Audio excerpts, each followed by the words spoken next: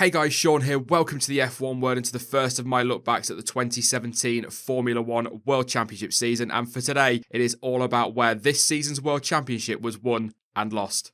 So after 3 years of complete and total domination from Mercedes, hopes were high that the 2017 season was going to be a much closer fight and an absolute cracker. And to be fair, pre-season testing did show that, with Ferrari actually playing down their optimism for the season and definite sandbagging going on there as well. However, when the cars arrived at Melbourne, it was quite clear that we were in for a cracking season, and Ferrari were right on pace with Mercedes. Let's kick off then by looking at the race winners for the first half of the 2017 season then. And I think it's fair to say that in terms of the first half of the season, it was pretty much tit for tat with the Ferraris and the Mercedes, or by Ferraris, of course, I mean Sebastian Vettel, pretty much trading blows in terms of victories. You can see there, Vettel, Hamilton, Vettel, Bottas, Hamilton, Vettel. And when we left Monaco, Sebastian Vettel did have a 25-point lead in the Drivers' Championship and was odds-on favourite to take a 5th world title. Hamilton then did his usual domination in Canada, and then, of course, it was Baku, and the first of the turning points of the 2017 championship fight. Now, at the time, and I know I wasn't alone in this, I was absolutely livid about Vettel's actions in Baku and could not get my head around why a 4-time world champion would do that, or how a 4-time world champion could do that, and even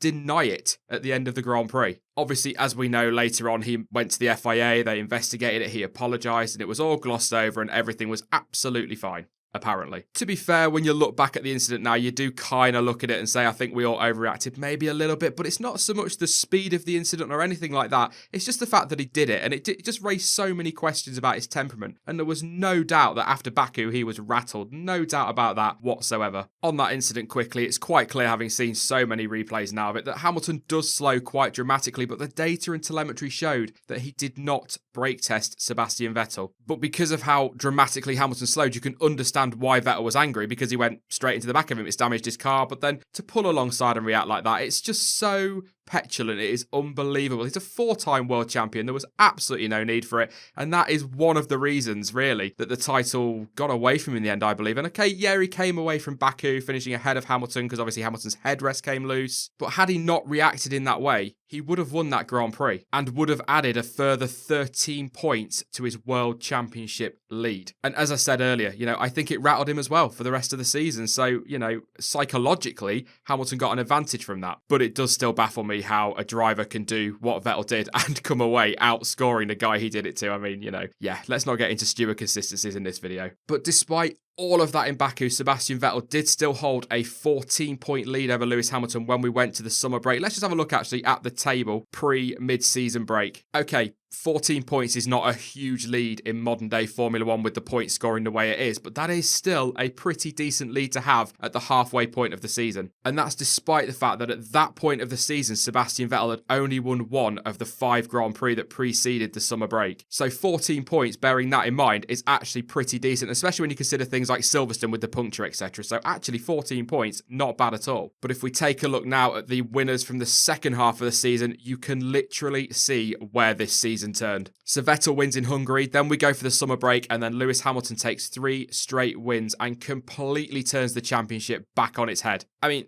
the title rivals had a great scrap in Belgium, but Italy came along and Lewis Hamilton just dominated all weekend, and then we reached Singapore. Here we go. However you personally see that incident in Singapore, and wherever you lay the blame, the fact of the matter is that Sebastian Vettel cut across aggressively and had absolutely no need to do it. He didn't get the best start, and I understand why he wanted to cover himself, but the way he did it, it was just not necessary. Even if he'd fallen behind Raikkonen and Verstappen, he could have potentially still been ahead of Lewis Hamilton and then extended his World Championship lead. And let's be perfectly honest here, even if Verstappen then went on to win the race, Kimi Raikkonen's going to jump out of Vettel's way. So he's going to be back in the championship fight. And he, things like this would have seen the championship fight go down to Abu Dhabi. We might have actually got a decent race at the weekend rather than that absolute snooze fest we got. Having watched the incident back a few times before making this video, my opinion hasn't changed. Max Verstappen could do nothing but evaporate. That's the only way he could get out of that incident. Sebastian Vettel did not need to cut across, so he has a huge portion of blame in that. But Kimi Raikkonen did have space to avoid it as well. But before I jump all ranty and get too critical on it, the fact of the matter is these are split-second decisions that these guys are doing. I couldn't make a decision like that in the amount of time they have. It's okay as an armchair fan sat here making that kind of comment, and I understand that, but at the end of the day, these are the best drivers in the world, and they're supposed to be making these split-second decisions. So, Raikkonen could have avoided it to an extent. He had space to pull to the left. Verstappen could do nothing but evaporate, and Sebastian Vettel ultimately did not have to squeeze, and that just, to me, highlighted the pressure he was under in Singapore. But it's pressure poured on him by himself after his incidents in Baku and all the media attention around it. Lewis Hamilton psychologically had the edge in the second half of the season by a mile, and the pace as well. Ultimately, though, just 3 races after the summer break, Sebastian Vettel had gone from 14 points clear of Lewis Hamilton to 28 points behind him. An unbelievable swing of 42 points in just 3 races. And that just ended up setting the tone for the rest of the season. And Hamilton just went into absolute cruise control and wrapped up, of course, his 4th world title in Mexico.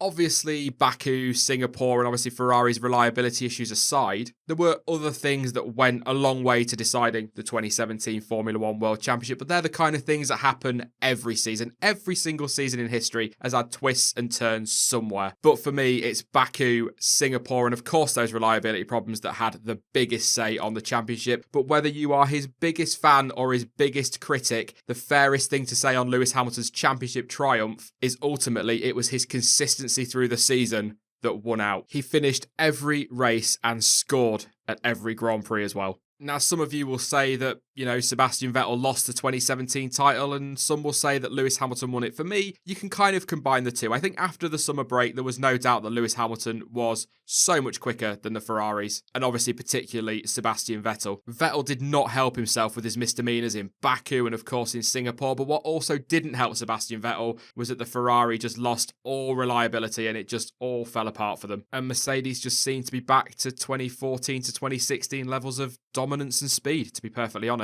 I mean, Ferrari's reliability is a really interesting point for me because they were pretty bulletproof throughout the early part of the season. I think what's ended up happening, and me and Johnny were talking about it actually on Discord, it's almost as if Ferrari had to push their engines so hard in the first half of the season and get through power units that they've kind of left themselves short for the second half of the season, if that makes sense, in terms of power and reliability. When you then add to that Vettel's misdemeanors in, let's say, Singapore, that kind of impact and that kind of incident is always going to cause some sort of damage to engine and possibly gearbox as well. So, that's something else that adds to that reliability concern that Ferrari had. So to say Vettel and Ferrari lost the title or Hamilton won it is, again, a little bit too cut and dry for me. If you take all of that into consideration, Ferrari, and then add Lewis Hamilton's dominance and pace for the second half of the season, that's where the title was decided. It's okay Ferrari having those problems, but at the end of the day, if Lewis Hamilton isn't there winning the races, then he's not going to take the title. And he leaves the door open for Ferrari to come back later in the season. As we saw in Brazil, Vettel's win was absolutely brilliant. Okay, maybe had Hamilton not had his problems and spun out rather embarrassingly in qualifying, it may have been a different story, but Vettel looked decent in Brazil and kind of showed us what he was doing early season. And despite Abu Dhabi, that does bode well for 2018. I, for one, enjoyed the 2017 season. I know a lot of you have said that you've really enjoyed it as well. I think my biggest disappointment with it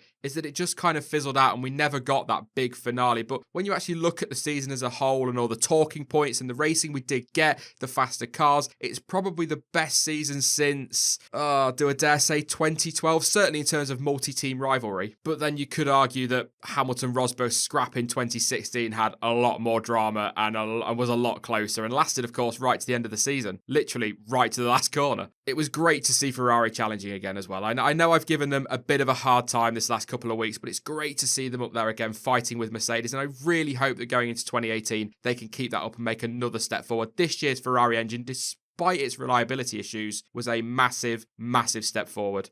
But what do you guys think? Did Lewis Hamilton win this year's World Championship or did Sebastian Vettel throw it away? Let me know in the comments down below. I will be back later in the week with more content, guys, and I'll be streaming live this Sunday at around 5 p.m. UK time. The topic for debate in that live stream will be decided, of course, later in the week on Discord. If you want to join us on Discord, guys, all the links to that and social media are in the description below. But as ever, guys, thank you so much for watching. I've been Sean. This has been the F1 Word, and until next time, goodbye.